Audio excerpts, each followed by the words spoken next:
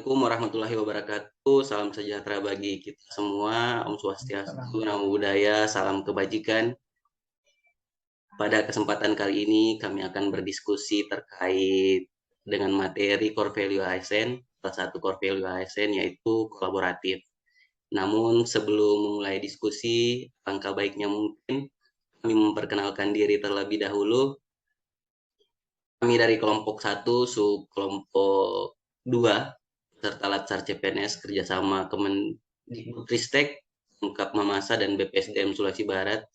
Saya sendiri perkenalkan, nama saya Irlan, saya berasal dari Universitas Sulawesi Barat, program studi kehutanan.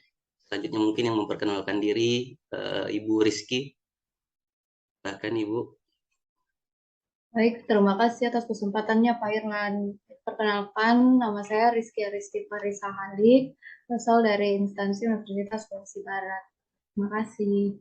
Baik, selanjutnya Pak Sulham, silakan Pak memperkenalkan diri.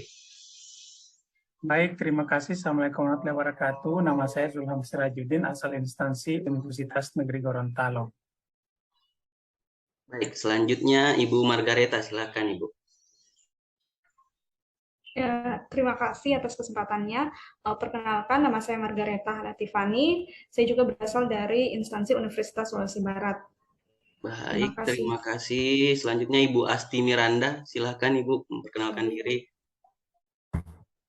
Baik, terima kasih. Perkenalkan, nama saya Asti Miranda, asal instansi dari Dinas Pertanian Kabupaten Mamasa, Balai Penyuluhan Pertanian Kecamatan Tanduk Palwa. Terima kasih.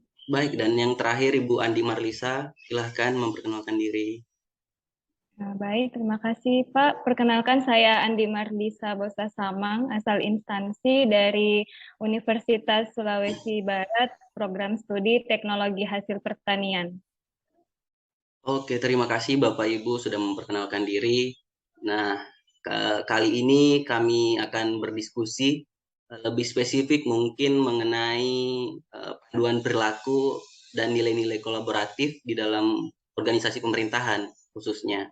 Dan mungkin rekan-rekan Bapak Ibu sekalian bisa mengaitkan hal-hal tersebut dengan kondisi yang pernah atau mungkin yang akan dihadapi ke depannya di lingkungan kerja masing-masing.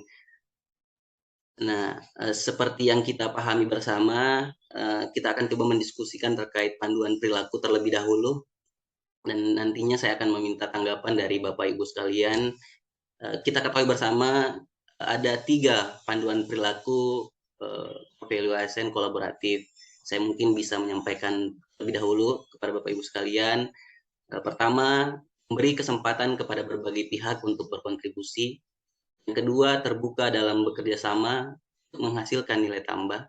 Yang ketiga, mampu menggerakkan pemanfaatan berbagai sumber daya untuk tujuan bersama.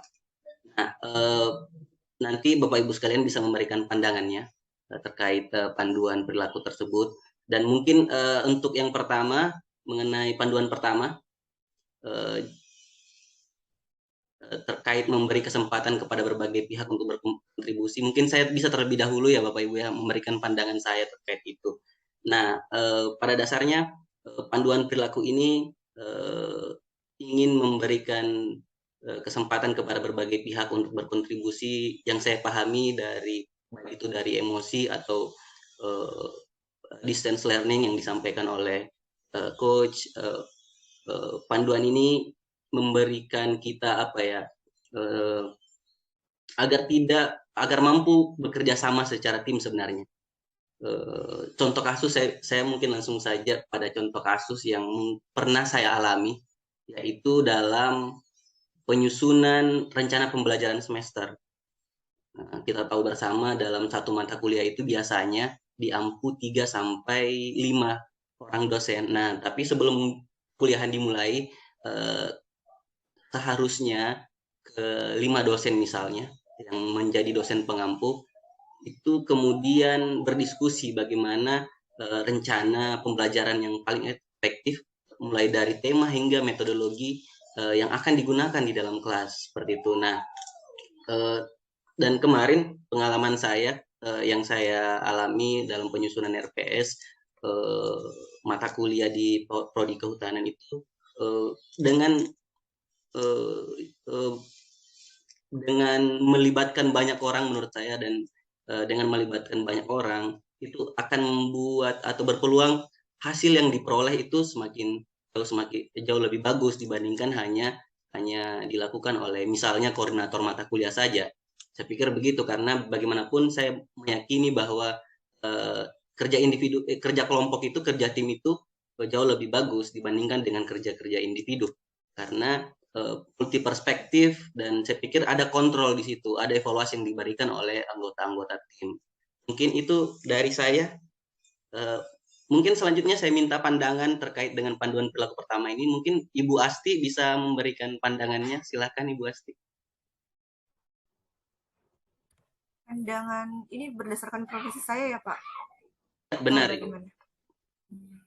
Kalau berdasarkan profesi saya sesuai dengan jabatan penyuluh pertanian, untuk yang termasuk dalam kategori memberi kesempatan kepada berbagai pihak untuk berkontribusi, yaitu di mana kita untuk menselaraskan dan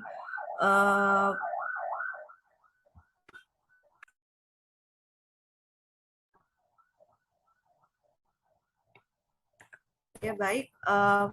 Jadi kesempatan itu bisa terbuka di mana saja, seperti penyuluh swadaya. Penyuluh swadaya, orang-orang bisa masuk di dalam untuk memberikan ilmu yang baru kepada pertanian itu sendiri. Contohnya saja para petani yang berhasil dalam usahanya bisa menjadi role model untuk petani itu sendiri. Nah, seperti juga contohnya penyuluh swadaya untuk dunia usaha. Jadi entrepreneur pun bisa masuk di dalam penyuluhan swadaya tersebut untuk menciptakan kolaborasi sesama dalam lingkup pertanian begitu. Terima kasih. Seperti itu saja kayaknya Pak. Baik, terima kasih Bu Asti atas pandangannya. Mungkin itu tadi sedikit banyak gambaran ya terkait dengan panduan pertama. Mungkin kita bisa lanjut ke panduan kedua, panduan perilaku kolaboratif, yaitu terbuka dalam kerjasama untuk menghasilkan nilai tambah. Nah, untuk panduan kedua ini saya ingin mendengarkan pandangan dari Ibu Andi Marlisa. Silakan Ibu Andi Marlisa. Baik, terima kasih Pak Irlan atas kesempatannya. Jadi kali ini saya akan menjelaskan penerapan salah satu panduan perilaku kolaboratif yang ada di instansi saya, yaitu terbuka dalam bekerja sama untuk menghasilkan nilai tambah. Nah, baru-baru ini di program studi saya itu bekerja sama dengan beberapa industri atau UMKM lokal yang ada di Kabupaten Polewali Mandar ya, jadi ada 3. Nah, harapan kami dengan bekerja sama dengan industri-industri lokal tersebut tidak hanya bermanfaat untuk mahasiswa, tapi juga pihak industrinya dan juga pihak universitas. Nah, kalau untuk manfaatnya bagi mahasiswa dengan kerjasama ini, mahasiswa nanti akan mendapatkan pengalaman yang cukup ya, pengalaman kerja, kemudian juga mendapat pembelajaran langsung di tempat kerja. Nah, selain itu juga mahasiswa bisa mendapatkan keterampilan seperti problem solving, analisis kritis, dan lain-lain sebagainya. Nah, kemudian dari pihak industri ya, industri khususnya kita ini memang mau mengangkat industri lokal yang ada di Sulawesi Barat. Nah, kita bisa membantu mereka untuk meningkatkan mutu produknya ya dengan ide-ide kreatif dari mahasiswa dan juga dosen-dosen pembimbing. Nah, selain itu bagi universitas itu permasalahan yang ada di industri itu akan mengalir ke kampus ya atau ke perguruan tinggi sehingga bisa mengupdate bahan ajar kita khususnya dosen ya, dan juga sebagai pembelajaran dosen serta nantinya topik-topik riset yang ada di perguruan tinggi itu akan makin relevan di Universitas Sulawesi Barat. Mungkin itu dari saya Pak Irlan. Baik Ibu, terima kasih atas pandangannya. Saya pikir sangat bagus ya apa yang terjadi di Ibu Marlisa. Selanjutnya mungkin kita bisa dengar pandangan dari Ibu Rizky. Silakan Ibu Rizky. Oke, baik. Terima kasih atas kesempatannya, Pak Irlan. Jadi ini saya akan sedikit membahas mengenai panduan perilaku dari kolaboratif ya. Poin kedua itu terbuka dalam kerjasama untuk menghasilkan nilai tambah. Nah, jadi di sini baru-baru ini beberapa minggu lalu saya melihat ada beberapa dosen dari Fakultas Pertanian dan Kehutanan yang sedang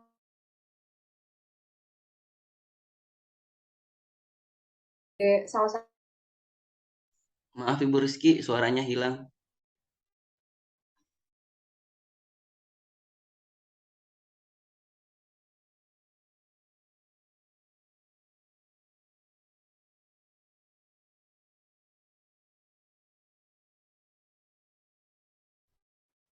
Kedengaran sih.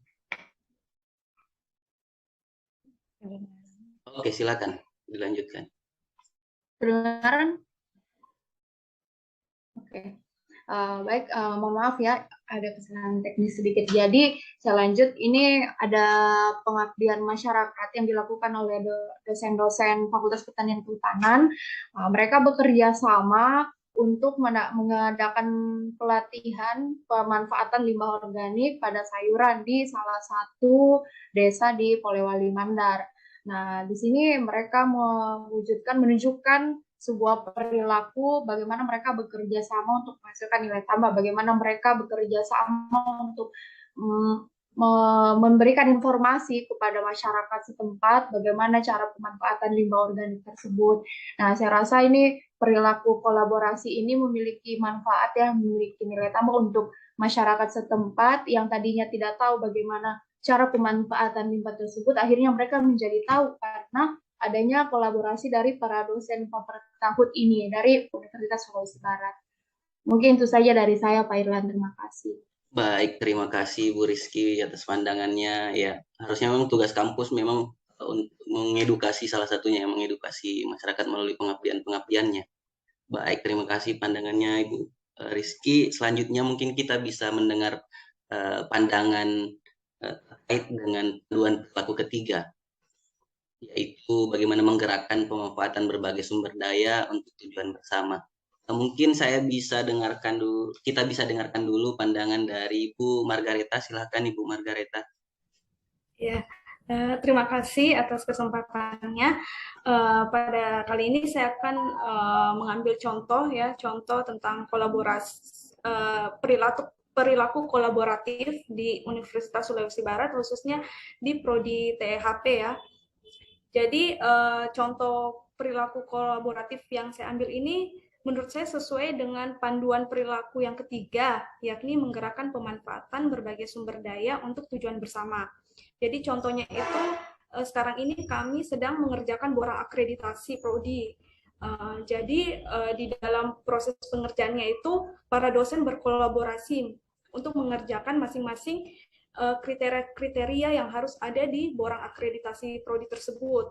Sehingga menurut saya dengan adanya kolaborasi sesama dosen dalam pengerjaan borang tersebut, bahkan juga berkoordinasi dengan misalnya gugus penjamin mutu untuk memperoleh data-data ya, untuk penulisan borang itu, maka menunjukkan sikap kolaboratif kami, khususnya pihak Prodi THP, dalam mengerjakan borang, sehingga borang tersebut bisa cepat selesai, kemudian tujuan Prodi untuk memperoleh akreditasi pun dari Dikti itu bisa tercapai.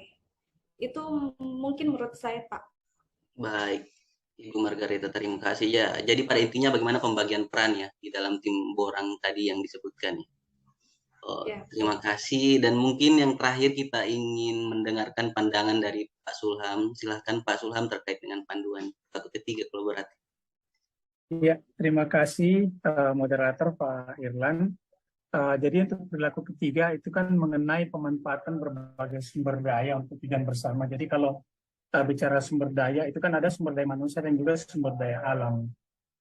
Ini tadi masih relevan dengan yang disampaikan oleh Ibu Marlisa terkait dengan MBKM sebenarnya, karena kalau sumber daya itu kan memang sebaiknya kita manfaatkan bersama-sama. Jadi kan kalau kampus sendiri itu kan kita jumlah dosen itu biasanya terbatas dan juga pengalaman praktisnya juga terbatas. Maka MBKM itu membuka ruang, ya misalnya kita bisa memanfaatkan sumber daya manusia dari instansi lain, misalnya dari industri. Biasanya kita kenal dengan istilah dosen praktisi.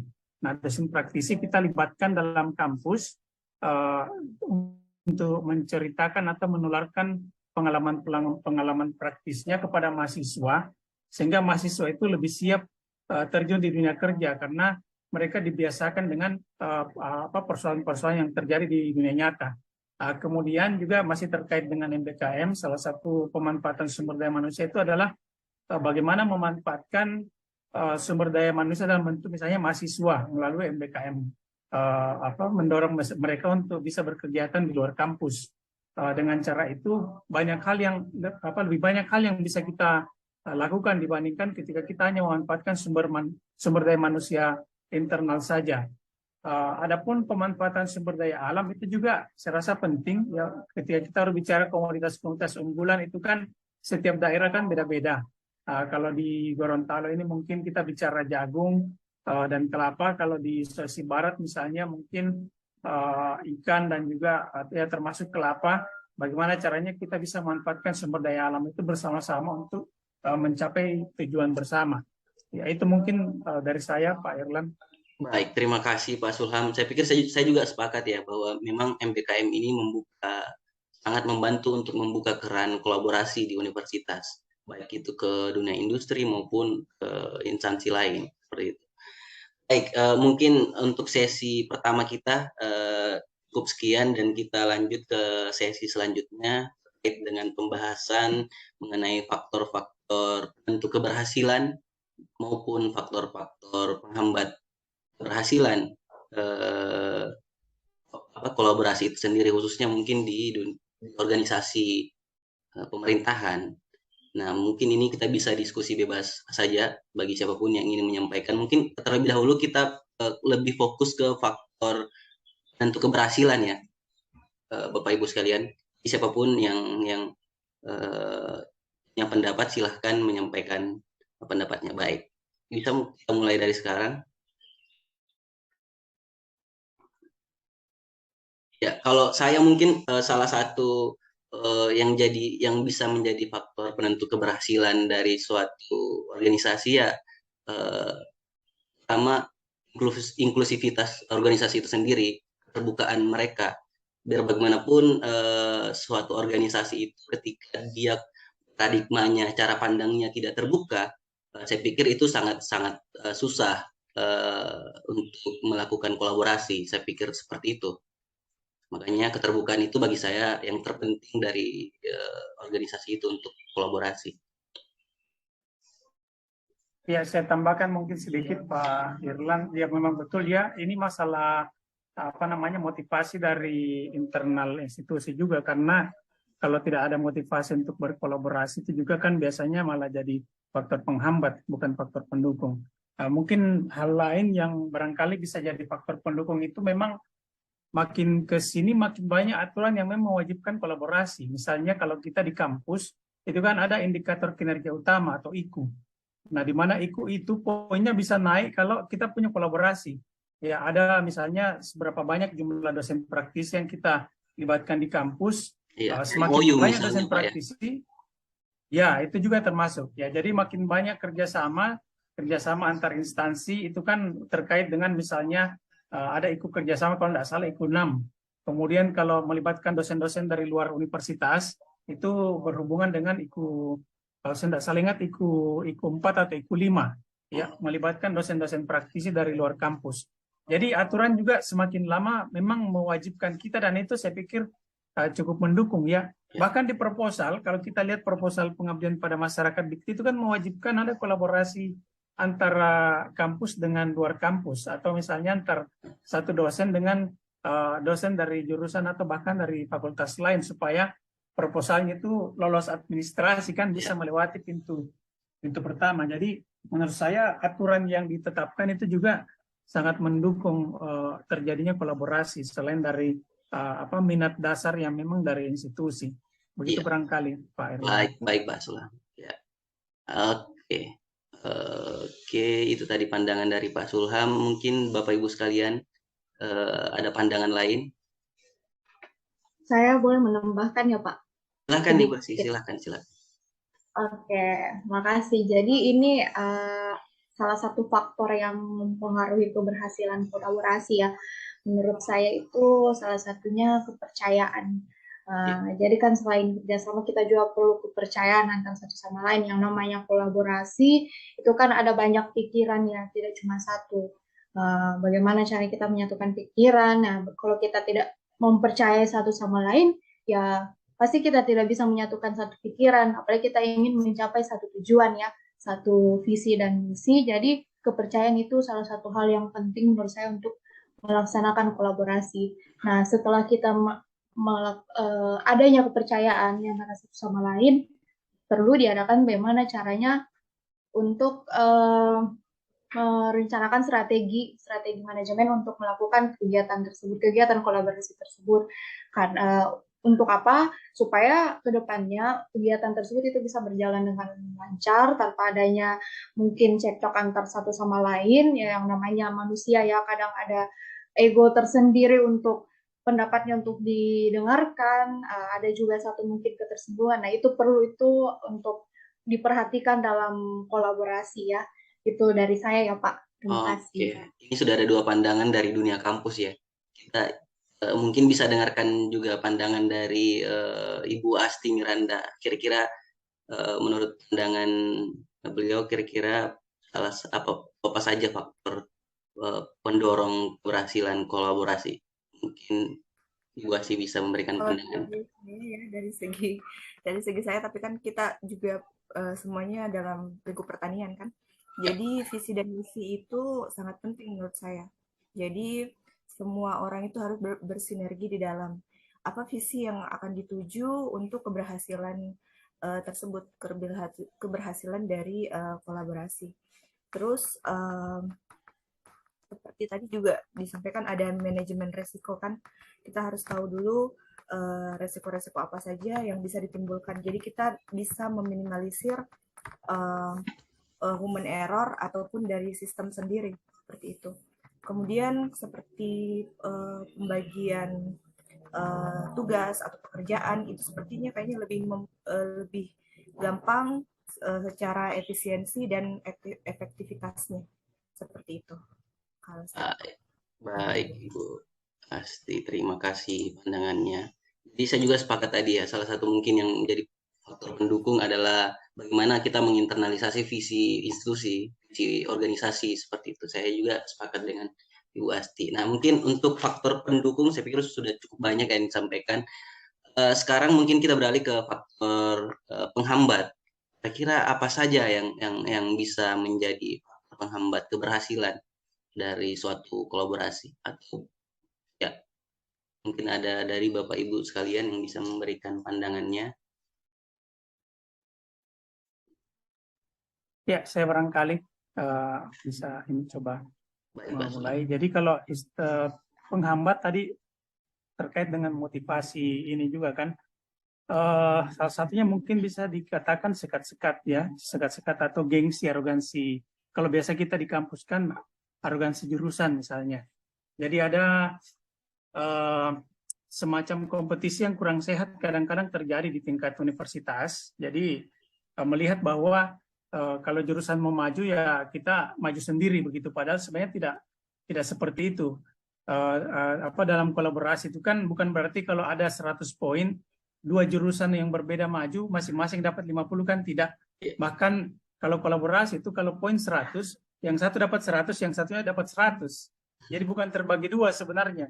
Ada saja ini banyak yang tidak dimengerti. Sehingga di tingkat kampus dan juga tingkat dinas itu masih banyak terjadi itu persaingan hanya karena faktor arogansi keilmuan di dalam universitas yang membuat mereka itu agak-agak ogah berkolaborasi. Kemudian yang kedua, barangkali ini juga yang kalau menurut yang saya lihat itu lemahnya komunikasi dan aliran informasi. sebenarnya peluang kolaborasi itu ada, hanya saja kadang tidak sampai ke teman-teman baik di dosen dan bahkan di penyuluh ya. Sebagai contoh, penelitian LPDP itu kan mewajibkan kolaborasi antara kampus dengan pihak luar. Beberapa bulan lalu itu ada penelitian LPDP misalnya kolaborasi antara universitas dengan Balai Pengelolaan Pertanian untuk uji coba atau demplot pupuk biosluri.